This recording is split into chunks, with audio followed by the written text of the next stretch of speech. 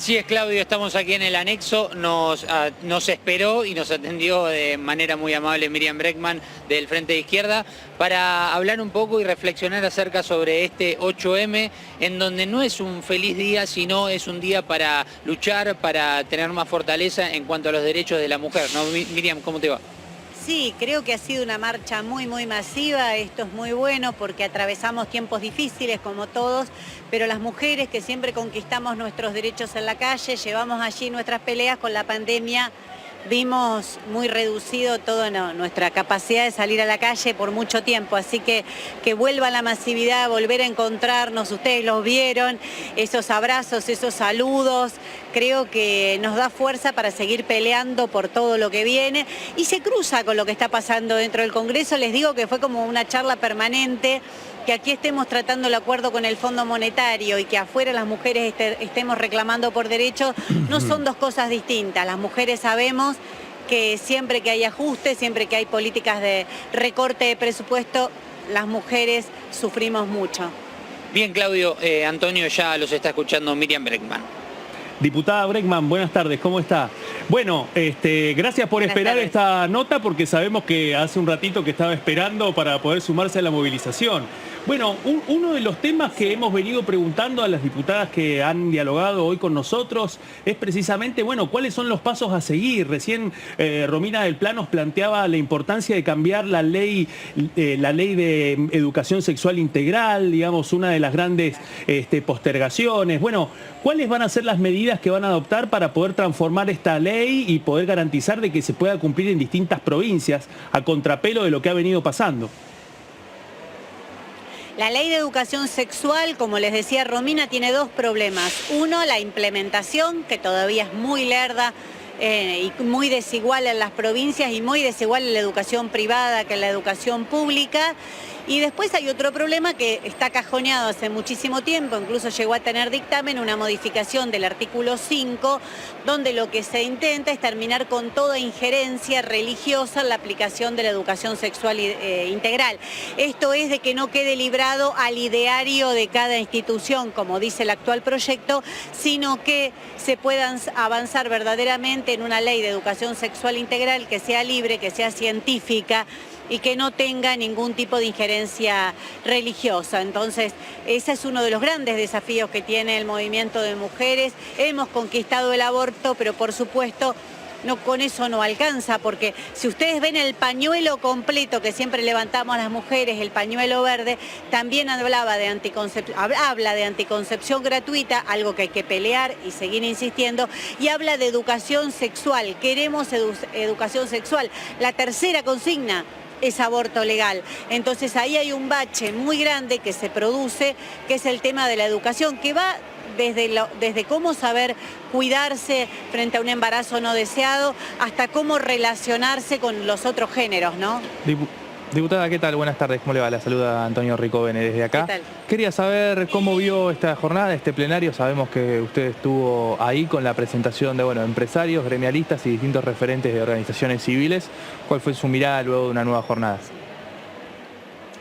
Primero una crítica, nosotros propusimos con Nicolás del Caño, con Alejandro Vilca y Romina del Pla, otros oradores que ni siquiera se consideró, por ejemplo Eric Toussaint, que está en Argentina, que él participó de las comisiones de investigación de deuda de Ecuador, de Paraguay, en Grecia, que tiene una amplia experiencia sobre deuda externa y no se nos permitió que estuviese. El periodista Alejandro Berkovich acaba de hacer un documental sumamente fundado sobre el impacto del Fondo Monetario en distintos países, como por ejemplo en Grecia. Tampoco logramos que él pudiera declarar, que pudiera exponer en estas audiencias. Así que estos son algunos de los temas que nosotros nos quedaron pendientes y después vimos hoy solamente dos expositores que criticaron el acuerdo y mayoritaria y abrumadoramente gente que vino a decir que estaba a favor. La verdad que pasamos de los gobernadores a la CGT, que no se diferenciaba mucho lo que decía con los funcionarios, a las cámaras empresarias que eran desembosados. Claro, ellos están empezando las ganancias de sus empresas, las deudas privadas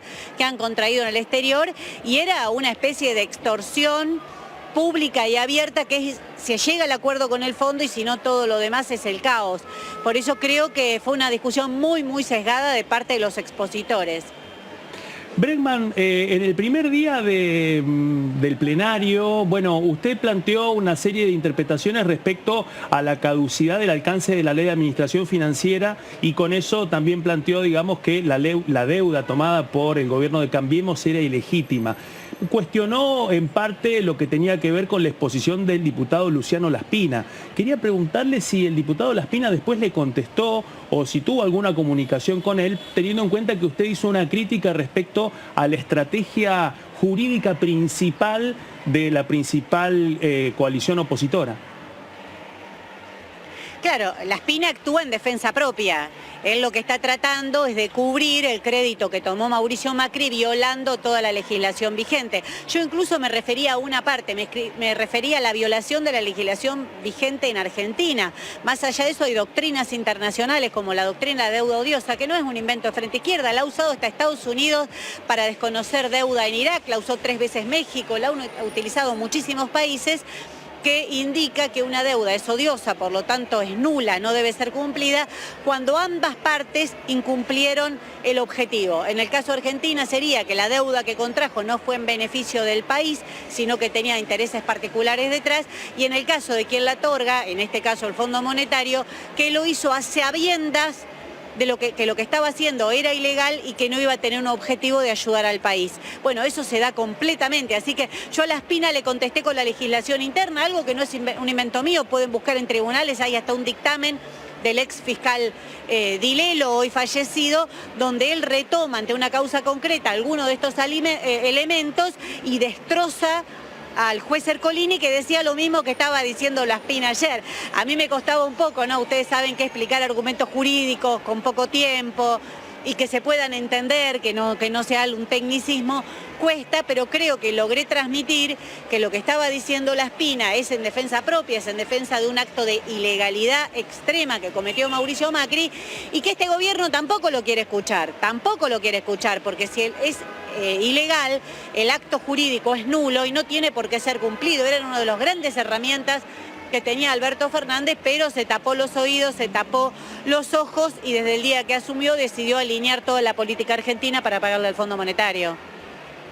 Diputada, y en ese sentido, bueno, consultarle qué clima pudo percibir. Sabemos que hoy el Frente de Izquierda, y lo hablábamos recién con Romina del Pla, su compañera de Interbloque, bueno, la presencia del gobernador Gerardo Morales, ayer un cruce que usted tuvo con Iglesias, donde le recordó que escribió un libro a favor de Néstor Kirchner.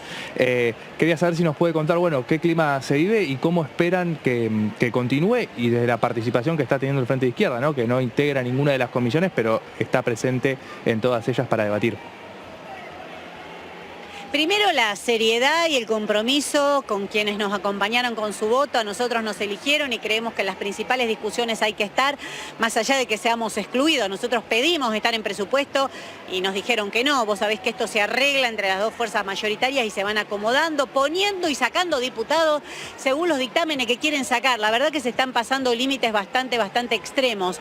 Pero a pesar de eso, nosotros vamos a seguir estando ahí porque el Frente de Izquierda fue la tercera fuerza política a nivel nacional en cantidad de votos, es decir, la responsabilidad que tenemos es enorme y la verdad que nos pueden dejar afuera, nos vamos a seguir haciendo escuchar como sea. Ayer dando un debate que, como ustedes señalan, jurídico, que no se animó a dar nadie, que nadie más se metió en ese tema, y hoy recordándole al gobernador Morales, que vino a hablarnos de institucionalidad y de que él era el hombre de diálogo, incluso abro un paréntesis, dando un mensaje muy duro dentro de su fuerza, fue muy crítico del PRO, Gerardo Morales, y mientras tanto tiene 7 personas detenidas por participar de una movilización, una de ellas es una chica que está embarazada. Entonces la verdad que ya llegó un momento que le expresamos que no podía tener un discurso aquí donde lo estaban filmando todos los medios y estar en el mismo momento haciendo algo totalmente distinto en Jujuy. Ahora, una última preguntita antes de dejarla, diputada, pero sus colegas criticaron a su interbloque por no haber respetado los acuerdos y haber interrumpido en ese momento la exposición del gobernador. ¿Qué les contesta? que tiene que haber un mínimo de democracia. Si ellos ponen una voz única y horas de exposiciones a favor del acuerdo y a favor de decir que eso es el diálogo y a favor de decir, como dijo Gerardo Morales, que el que no cumplía esto necesitaba una vacuna especial, algo un poco morboso que me da hasta impresión repetirlo, creo que como mínimo tenemos derecho a expresarnos. Para eso somos diputados, para eso nos eligieron, para no callarnos nunca. No nos han podido callar con represión, mucho menos nos van a callar porque no nos den un micrófono. Bregman, muchísimas gracias por estos minutos. La dejamos en compañía de nuestro móvil. Muchas gracias.